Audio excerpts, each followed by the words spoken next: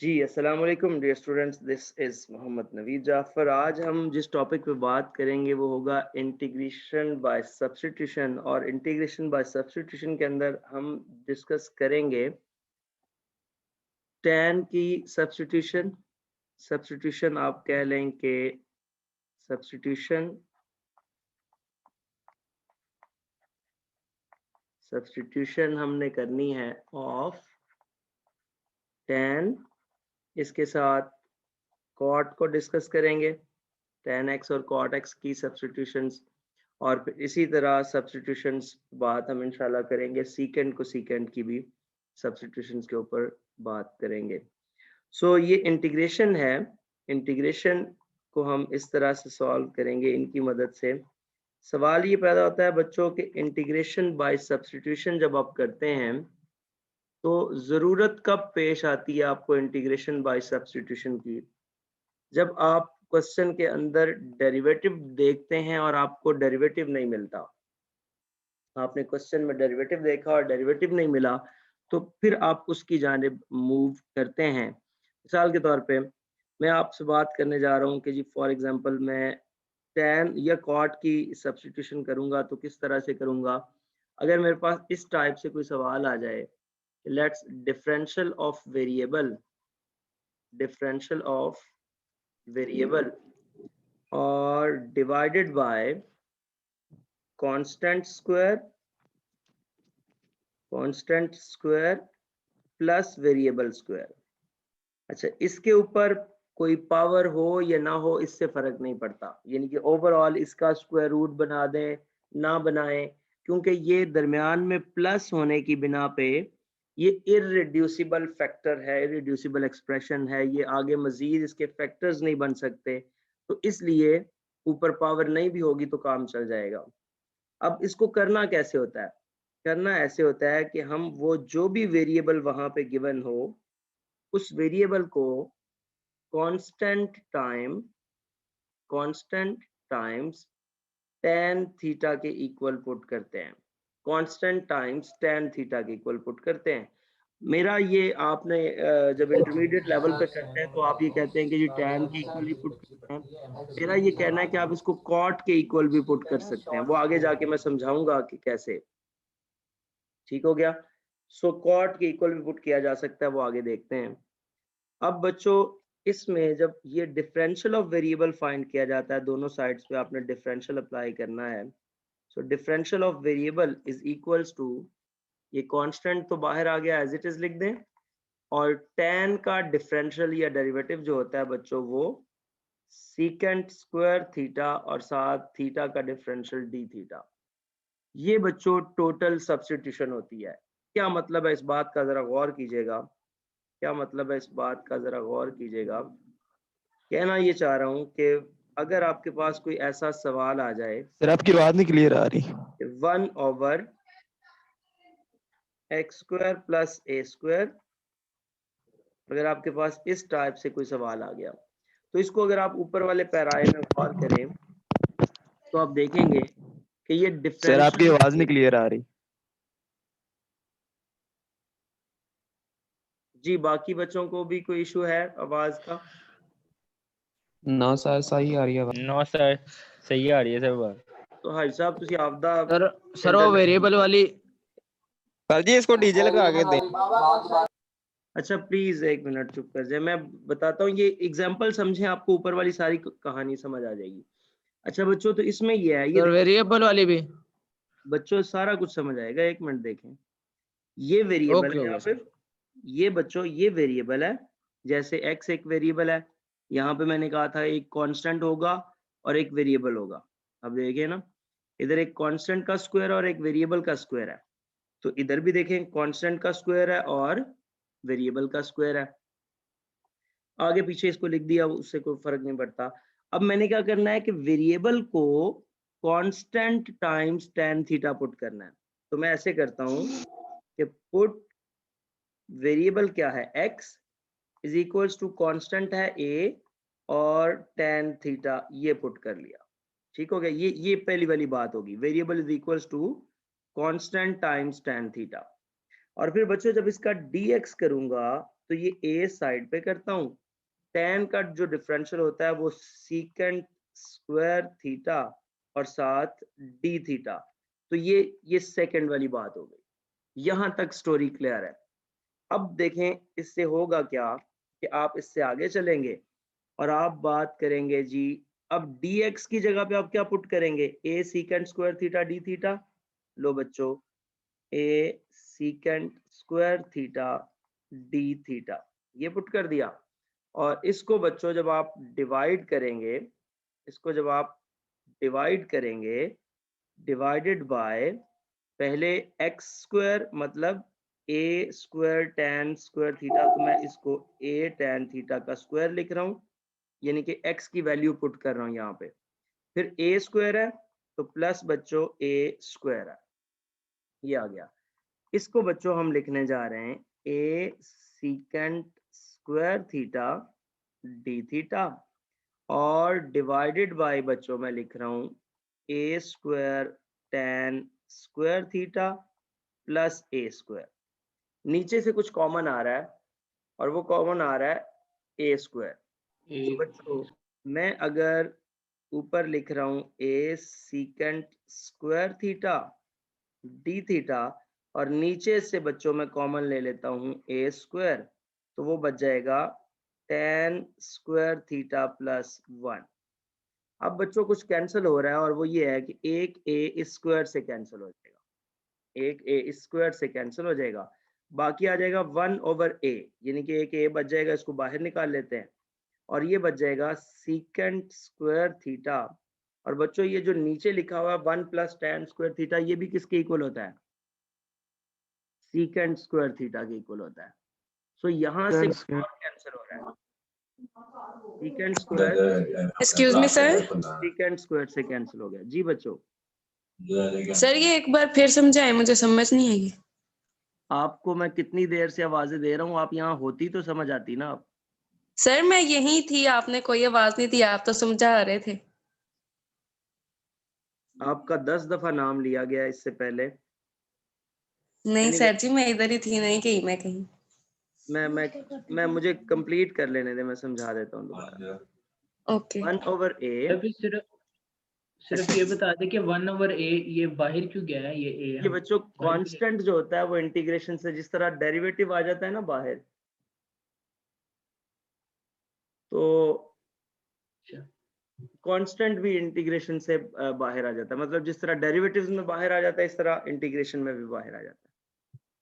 अच्छा इस वजह से सीकेंट स्क्वायर से कैंसिल, सॉरी, तो आपके पास इधर आंसर बच्चों क्या बच जाएगा, 1, इधर आ जाएगा 1 डी थीटा। अब मुझे बच्चों आपने बताना है 1 की इंटीग्रेशन क्या होती है, 1 की इंटीग्रेशन x। अब बच्चों देखिए हमने ज़हन में सिर्फ x बिठाया हुआ है, जिस डिफरेंशियल के लिहाज से इंटीग्रेशन की जाए ना वो वेरिएबल होता है। सो इसकी इंटीग्रेशन आ जाएगी थीटा प्लस कांस्टेंट, ठीक हो गया। इसको मैंने इक्वेशन नंबर 2 का नाम दिया, इक्वेशन नंबर 1 मैं दे रहा हूं इसको जो मैंने सब्स्टिट्यूशन की थी, ठीक हो गया। अब बच्चों यहां से बस थीटा की वैल्यू निकाल के, यहां से थीटा की वैल्यू निकाल के उसमें पुट कर दें, सो आपका क्वेश्चन सॉल्व। सो आपने यहाँ पे बताना है कि 1 implies x is equals to a tan theta. तो बच्चों यहां से क्या आ गया, x/a is equals to tan theta, और tan को इधर ले आए तो theta is equals to tan inverse x/a। लो जी, ये आपने बस इस 2 में पुट कर देनी है।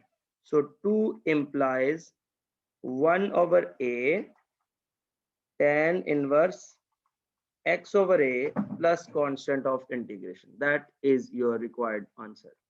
ये आपका रिक्वायर्ड जवाब आ गया है। अब आगे देखते हैं, अब आगे देखते हैं।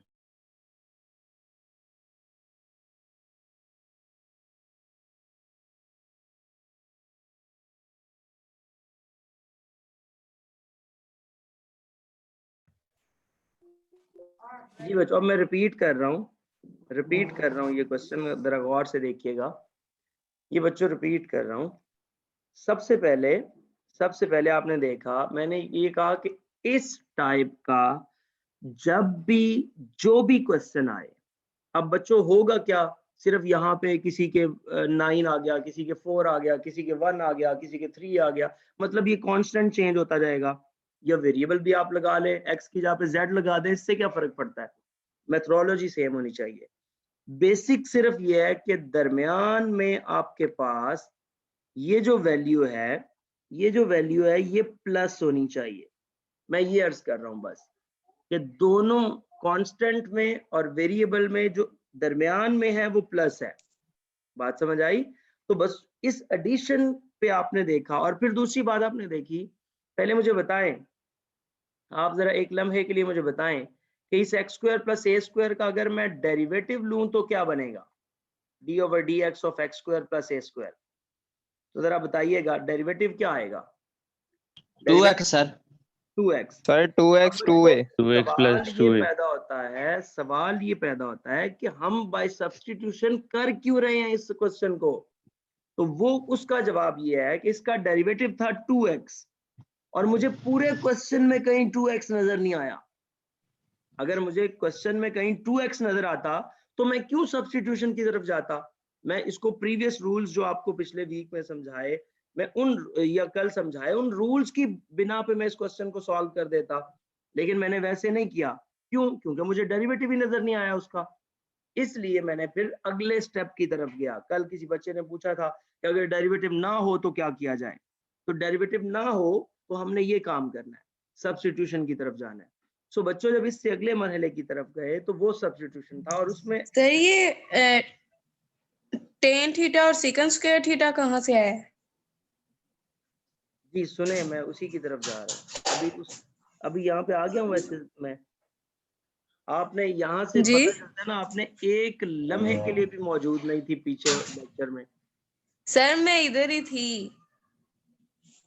अच्छा, और मैं कौन सा कह रहा हूँ कि आप जो है यूनिवर्सिटी पहुंची हुई थी, आप अपने घर में ही हो। अच्छा, ये आगे देखिए, मैं बताता हूँ कि ये कहाँ से आया। एक्स स्क्वायर प्लस ए स्क्वायर, ये बच्चे ये कैसे आया है। मैं यही अर्ज कर रहा हूँ कि अगर दरमियान में प्लस हो तो आपने x की जगह पे a tan थीटा खुद से सपोज करना है। a tan थीटा अच्छा खुद से सपोज करना ए है। टेन थीटा पूरा करेंगे?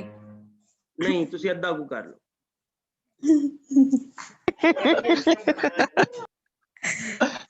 और ये सर ये पढ़ने वाला सारा मोशन खराब कर देते हैं। हाँ जी ठीक है, हाँ जी ठीक हो गया। अच्छा, ये x is equals to a tan theta, ये पूरा वो एक वो ना कॉल एक बड़ी मशहूर हुई थी पिछले दिनों, कोई बात है 2-4 साल पहले की। तो वो शकरगढ़ का कोई एक बंदा होता है, तो वो उससे क्या जैज वालों की कॉल होती है। तो वो होता है ना, जब वो उनके कस्टमर केयर सेंटर में वो कॉल की जाती है तो वो आगे से उठाते हैं, उन्होंने बड़ा पोलाइटली बात करनी होती है। तो वो आगे से कह रहा है कि मेरे नंबर पे ना इशू आ रहा है, मैं इधर बॉर्डर के करीब रहता हूँ, तो यहाँ कभी सिग्नल आ जाते हैं कभी नहीं आते। तो वो कहती है कि जी सर आपका नंबर क्या है। वो कहता है 0300। वो अब आगे से कहती है सर 0300 पूरा, मतलब अभी होता है ना 0300 0308 लाइक दैट। तो वो उसको कह रही है कि सर 0300 पूरा। अब वो आगे से लड़का कहता है होन अद्धा ते नहीं ना जनाब। इसी तरह ये सर ये बंदा हमारे सर इलाके आप का कैसे था। पता चला? ये इसी तरह सर के जानने वाले थे। x is equals to 8 tan theta. मैंने कहा वो कॉल बड़ी मशहूर हुई थी, वो मीडिया पे ऐसे चलती रही है। क्या बेवकूफ लोगों को पढ़ा रहा हूँ मैं। ये अरूज प्लीज आप झाड़ू दे लें या आप लेक्चर ले लें। सर मैं झाड़ू नहीं दे रही हूँ, तो ये मैं बैठी हुई हूँ। साथ वालों को कह दें कि वो ये काम बंद कर दें। सर कोई कुछ भी नहीं कर रहा, मैं यार अकेली हूँ। आप लोग बताएं ये आवाज किस चीज की आ रही। सर बर्तन धोने। सर बड़ी सर ड्रोनी आवाज। आपका सारा ध्यान ही दूसरी आवाजों पे है। सर झाड़ू की आवाजें आ रही हैं सर। अच्छा चलें इधर गौर करें बस। अच्छा, ये माइक फिर बंद कर दिया करें ना, जब आपने क्वेश्चन पूछना हो तो ऑन कर लिया करें और जब नहीं हो तो फिर बंद कर दिया करें। अच्छा बच्चों, तो मैं ये अर्ज कर रहा हूँ कि x is equals to a tan theta आपने खुद से सपोज किया। और फिर dx इज इक्वल्स टू, ये इसका डिफरेंशियल लेना है। तो जब आप इसका डिफरेंशियल लेंगे तो dx a as it is, tan का डिफरेंशियल secant स्क्वायर थीटा और थीटा का डिफरेंशियल d थीटा। ये दो चीजें, बल्कि एक्चुअली तो ये नंबर 1 पे जो है ये हम खुद से सपोज करते हैं, आगे कुछ भी नहीं है। इस dx की वैल्यू पुट कर दी, ये आ गई है secant square theta d theta.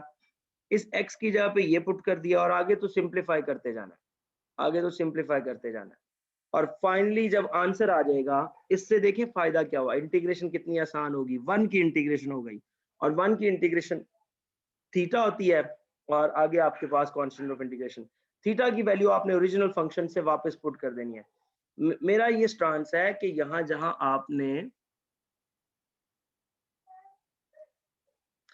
आपने tan पुट किया था वहां आप cot भी पुट कर सकते हैं। आमतौर पे हम डरे हुए रहते हैं, मास्टरों ने हमें समझाया होता है कि ऐसा नहीं कर सकते, तो मैं आपको उसके साथ अगर क्वेश्चन सॉल्व करके दूं, इसलिए मैंने स्टार्ट पे लिखा tan और cot की पुटिंग सिखा रहा हूं मैं आपको।